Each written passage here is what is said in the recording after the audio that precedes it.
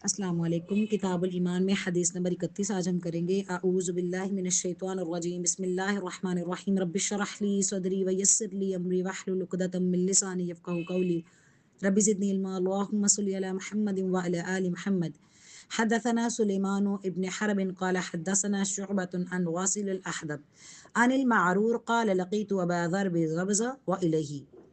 हमसे सुलेमान बिन हरब ने और हमसे शुअबा, उन्होंने वासिल हदब, उन्होंने मारूर से और अबू ज़ब्ज़ा से जब जा मिले तो मैंने क्या देखा, लक़ीतु अबा ज़र हुल्लतुन व अलल गुलाम थी हुल्लतुन फसअलतु अन ज़ालिक, वो एक जोड़ा पहने हुए थे और उनका गुलाम भी वही जोड़ा पहने हुए था, यानी सेम टू सेम। तो मैंने इसका सबब दरियाफ्त किया।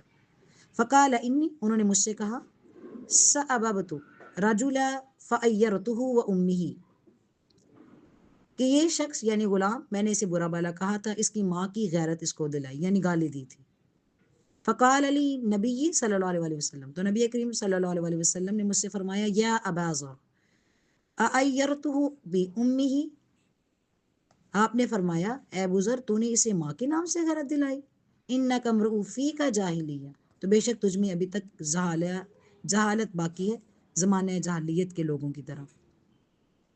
फिर आपने फरमाया, याद रखो, इख़वानुकुम व ख़वालुकुम जअलहुमुल्लाह, मतहत लोग तुम्हारे भाई हैं, अल्लाह ने तुम्हारे मतहत कर दिया है अपनी किसी मसलत की बिना पर। सो फमन कान अखूहु तहता यदिही फलयतउमही मिम्मा याकुलु वल यल्बिस मिम्मा यल्बस, तो जब तुम्हारे मतहत लोग तुम्हारे पास हों तो तुम उन्हें वो खिलाओ जो खुद खाते हो, वो पहनाओ जो खुद पहनते हो, और फिर उनको इतने काम की तकलीफ ना दो कि वो काम कर ना सके, और अगर तुम दो वो काम इनको तो तुम खुद भी इनके कामों में उसकी मदद करो। वला युकल्लफूहुम मा यगलिबूहुम फ़इन कल्लफ़तुमूहुम फ़अयिनूहुम, ये है हमारे दीन की खूबसूरती। सब एक हैं, हम सब, किसी को किसी पे कोई बर्तरी और फोकियत नहीं हासिल सिवाय तकवा पे। और वैसे भी अब तो हम समझ चुके हैं इल्म की बिना पर कि हर कोई कहीं ना कहीं मुलाजमत ही तो कर रहा है। कोई कहीं पर भी अपनी जिम्मेदारी उठाए हुए है, किसी स्कूल में, किसी हॉस्पिटल में, भला वो गवर्नमेंट की जॉब है तो वो मुलाजिम ही ना।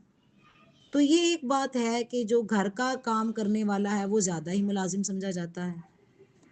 अल्लाह के नबी थे, जब इन लोगों के बारे में पूछा गया था जो जॉब करते हैं तो कितनी दफ़ा इन्हें माफ़ किया जाए, तो आपने फरमाया एक दिन में 70 मरतबा। देखिए 70 मरतबा, ज़रा गिनना शुरू करें गलतियां तो कितनी होती हैं। मगर हम बाज़ दफ़ा इन लोगों को इतना नीचा दिखाते हैं और सोसाइटी में इस बात को अच्छा समझा ही नहीं जाता, इस काम को अच्छा देखा ही नहीं जाता। देखो ना, अल्लाह ने अपनी किसी मसलहत की बना पर ये बात रखी है कि किसी को काम दिया है और किसी को नहीं, किसी को माल दिया है और किसी को नहीं। अगर सब माल में एक तरह होते तो कोई एक दूसरे की मदद फिर कैसे करता। बाज़ दफ़ा कुछ लोग मजबूर भी तो होते हैं ना, उन्हें कोई चाहिए होता है काम करने के लिए हमारी मदद में, उतनी ताकत नहीं होती। हर इंसान को, जैसे कोई इंसान बीमार हो सकता है, किसी के बच्चे छोटे हो सकते हैं, किसी के खानदान के लोग के मेंबर ज़्यादा हो सकते हैं, तो वो अकेला काम नहीं कर सकता, फिर उसे किसी हेल्पर की ज़रूरत होती है। तो वो जो हेल्पर है, क्या वो बिल्कुल ही नीच है? क्या उसकी कोई इज्जत नहीं है? ऐसा नहीं है, सब बराबर है।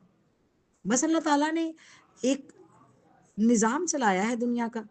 हुक्म हुआ है कि जो खुद खाते हो उनको भी खिलाओ, जो खुद पहनते हो उनको भी पहनाओ, बराबर।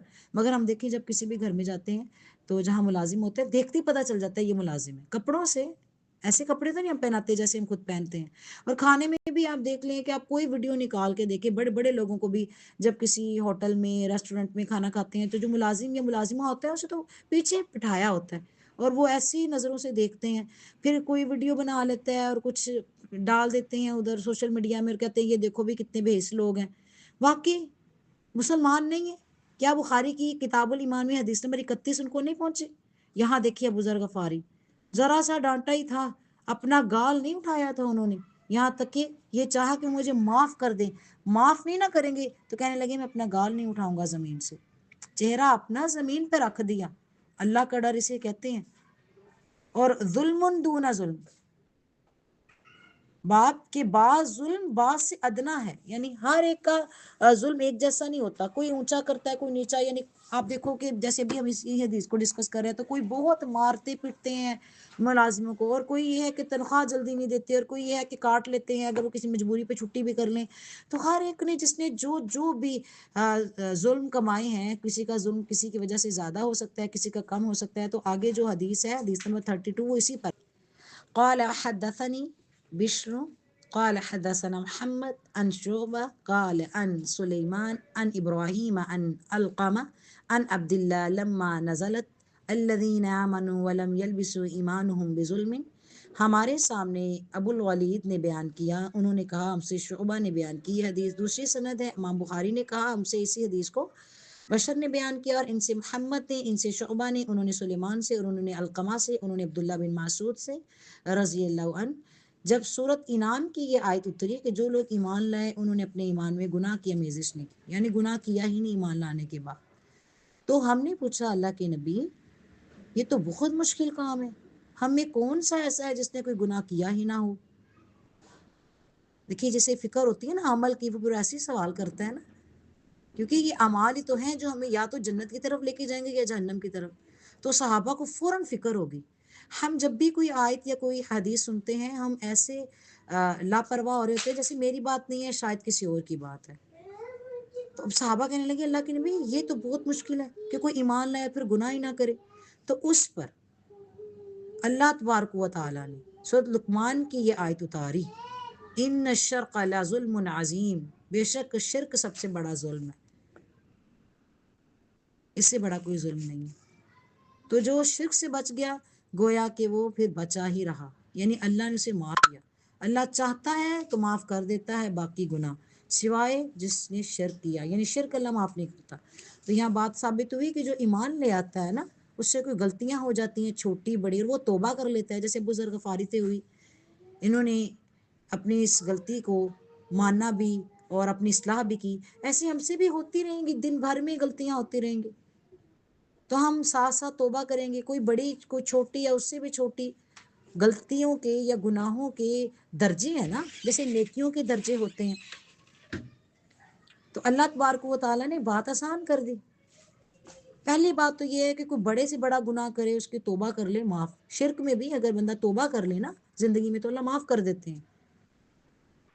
اور اگر کوئی گناہ کرتا ہے اور اس انداز پہ چھوٹا گناہ بھی کرتا ہے کہ کرتے ہی چلا جاتا ہے، تو وہ چھوٹا گناہ بھی گناہ نہیں رہتا۔ اللہ کے نبی نے فرمایا نا چھوٹے چھوٹے گناہوں سے بچو، یہ بھی بڑے ہو جاتے ہیں، تمہیں جہنم میں لے جانے کے لیے کافی ہو جاتے ہیں۔ تو یہاں صحابہ کا یہ سوال ہماری زندگی آسان کر گیا۔